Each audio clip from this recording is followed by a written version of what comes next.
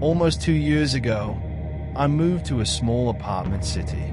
Frankly though, not much of all this is actually about the location itself. It is really just a one-bedroom apartment in an older building. The rent is dirt cheap, and I have to confess, I thought that this would be a fantastic place to live on a shoestring budget.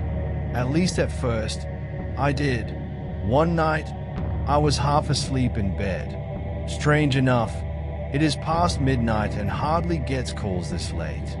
Half asleep, I checked my screen, but no number was shown, only unknown caller. I hesitated, then still picked up. When I did, nobody said anything. There was just faint static noise on the other end.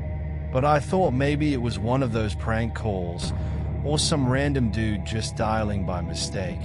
So I let it go. A few minutes went by again, and it rang once more. Once again, unknown caller. And when I answered this time, all I could hear was static. This time, I felt a shiver run down my spine. I hung up fast, turned my phone off, and tried to get back to sleep. Then I blew it off the next day. Weird things happen sometimes, don't they? Anyway, that night as I was dozing off to sleep, the phone rang yet again. But this time, however, it wouldn't say unknown caller. It just showed a blank space where the number goes.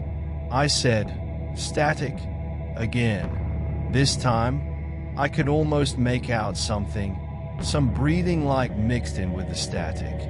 I asked, "Who is this?" And no one was responding.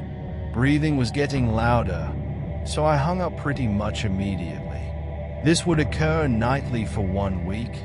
The calls kept creeping in later at night and lasted longer to call in. There was static and breathing, but never words.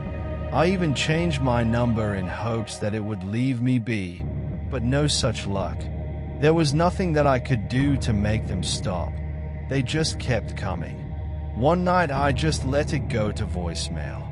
Maybe, just maybe, they'd leave a message and at least give me some clue about who was doing this. The next morning, I listened to my voicemails. My blood ran cold. There was nothing but static and that same otherworldly breathing. Then, tucked toward the end of it all was just a whisper. I didn't know what it was, but it sounded like my name.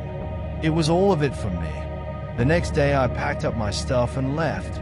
I tore up my lease and never heard a word again from them.